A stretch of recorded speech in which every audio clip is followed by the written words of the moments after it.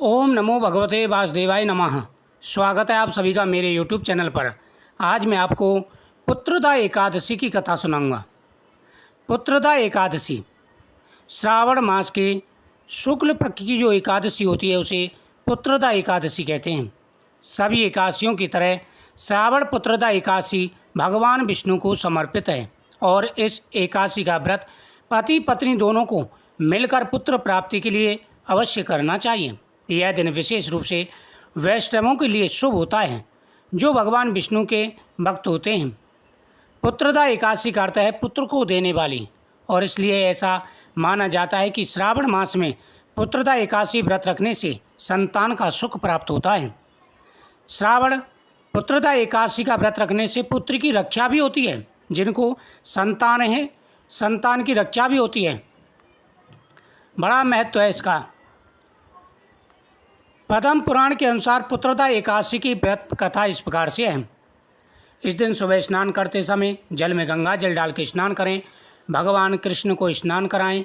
उनके सामने तुलसी पत्र केले का फल समर्पित करें।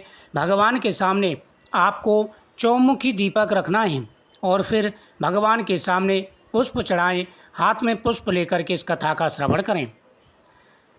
प्राचीन काल में धर्मात्मा राजा धर्मराज युधिष्ठिर ने कहा, प्रभु, अब मैं आपसे प्रार्थना करता हूँ कि आप मुझे श्रावण मास के शुक्ल पक्ष में पड़ने वाली एकादशी की कथा सुनाइए। कृपा उसका क्या नाम है तथा उससे संबंधित अनुष्ठान क्या है।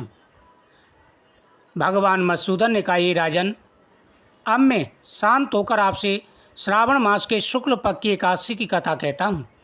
इस कथा के सुनने मात्र से वाजपेयी यज्ञ का फल प्राप्त हो जाता है। यानी धर्मराज युधिष्ठिर ने कहा कि प्रभु, आपने सभी एकादशियों की कथा तो मुझे सुना दी, अब कृपा करके मुझे श्रावण मास के शुक्ल पक्ष की जो एकादशी है उसकी कथा सुनाइए। श्रावण मास का महीना बड़ा ही पवित्र महीना है। श्रावण मास में भगवान शिव की पूजा की जाती है, लेकिन प्रभु उसमें जो एकादशियाँ आती हैं उनका क्या महत्व है। भगवान श्री कृष्ण कहते हैं कि हे राजन, मैं तुम्हें पौराणिक कथा सुनाता हूँ, ध्यान से सुनो, इससे आपको एकादशी के महत्व के बारे में पता चलेगा। द्वापर युग के प्रारंभ में महिष्मती नाम की एक नगरी थी, जिस पर महिजित नामक एक धर्मात्मा राजा शासन करता था। यद्यपि वह पुण्यात्मा था, फिर भी वह संतानहीन था। वह सदैव चिंता में रहता था, क्योंकि वह मानता था कि उसका शासन दुखों से भरा हुआ है, क्योंकि बिना संतान वाला व्यक्ति इस लोक में या परलोक में सुख नहीं पाता। राजा ने पुत्र प्राप्ति के लिए अथक प्रयास किए, अनुष्ठान किए, लेकिन उनके सभी प्रयास व्यर्थ हो गए। राजा बड़ा चिंता में रहता था। उसने कहा कि अगर संतान नहीं होगी तो मेरे राज्य को कौन संभालेगा, साथ ही मेरा परलोक कैसे सुधरेगा, क्योंकि वो पितृ ऋण से कैसे मुक्त होगा। अनेकों प्रकार के प्रयास उसने किए, लेकिन राजा को कोई भी लाभ नहीं मिला। जैसे जैसे वो बड़ा होता गया, उसका दुख बढ़ता गया।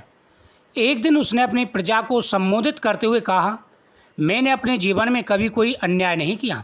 मैंने अपनी प्रजा से अन्यायपूर्वक धन एकत्र नहीं किया, न देवताओं और ब्राह्मणों का धन छीना, न किसी की विरासत छीनी है।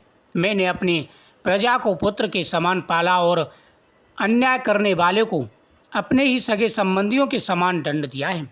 हे प्रजाजनों, मैंने कभी अन्याय से धन नहीं एकत्र किया, ना ही प्रजा पर अत्याचार किया है। मैंने पुत्र के समान प्रजा का पालन किया। जिस प्रकार से मैं अपनों को दंड देता हूँ, उसी प्रकार से समान भाव से मैंने सबको दंड भी दिया, लेकिन फिर भी मुझे संतान का सुख नहीं मिला। इसका क्या कारण है। मैंने कभी किसी के प्रति देश नहीं रखा है। मैंने सभी को समान माना है। धर्मपूर्वक राज्य करते हुए भी इस समय मुझे महान दुख हो रहा है। मैं अपने दुख का कारण नहीं समझ पा रहा हूँ। राजा महिजित के मंत्री और सलाहकार सलाह लेने के लिए जंगल में चले गए। वहाँ उनकी मुलाकात महान ऋषियों और बुद्धिमान लोगों से हुई।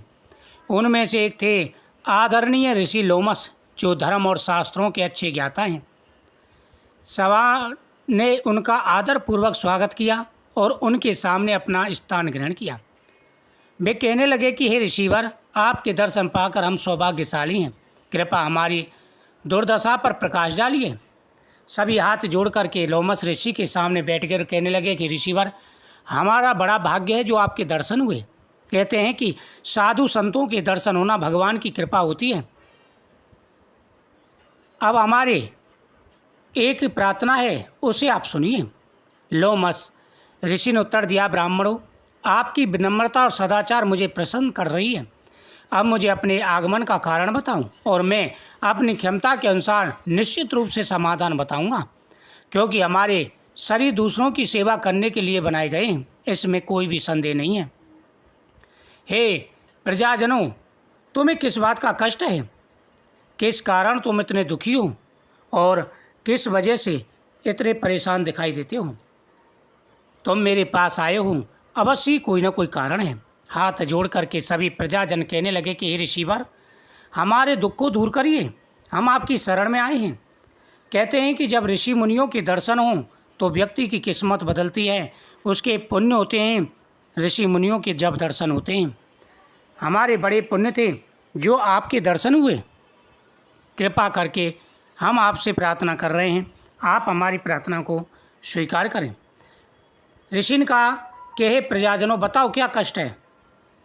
सभी प्रजाजन कहने लगे कि हे ऋषिवर, हमारे राजा के पुत्र नहीं हैं, कोई भी संतान नहीं है, इससे राजा बड़े दुखी रहते हैं। बड़े धर्मात्मा राजा हैं, आप भी जानते हैं, वह कभी किसी पर अन्याय नहीं करते। यह सुनकर के राजा ने कहा कि प्रजाजनों, कैसे भी करके मेरे कष्ट का निवारण करो। तो ऋषिवर, हम आपके पास राजा के कहने पर आए हैं। लोमस ऋषि ने आंखें बंद की और सोचने लगे। उन्होंने कहा कि हे प्रजाजनों, पिछले जन्म में तुम्हारे राजा ने तत्काल की ब्याई हुई प्यासी गौ को पानी पीने से हटा दिया था। गर्मी का मौसम भी था, व्रत रखने के कारण तो वो राजा हुआ, लेकिन प्यासी गौ को जल न पीने के कारण उसे पुत्र का दुख सहना पड़ा है। व्यक्ति को कर्म के हिसाब से फल की प्राप्ति होती है, चाहे स्त्री हो या संतान हो, कर्मों के हिसाब से ही प्राप्त होता है। इसलिए व्यक्ति को हमेशा अच्छे कर्म करने चाहिए।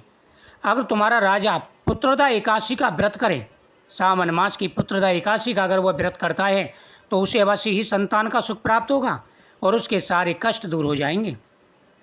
सभी लोमस ऋषि का जयकार करने लगे और खुशी खुशी राजा के पास आए और बोले कि हे राजन, हम भी आपके साथ में और आप भी हमारे साथ में पुत्रदा एकादशी का व्रत करिए, आपको अवश्य संतान का सुख प्राप्त होगा।